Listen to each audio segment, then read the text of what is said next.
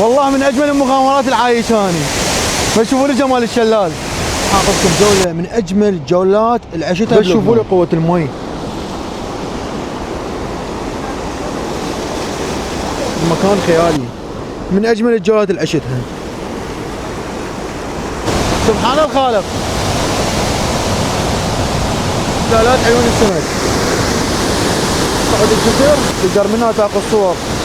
واحنا رحنا له بشهر الواحد، الشهر الواحد شويه يصير مي كلش قوي وبارد. اصعد هذا الجسر من هناك تصعدون.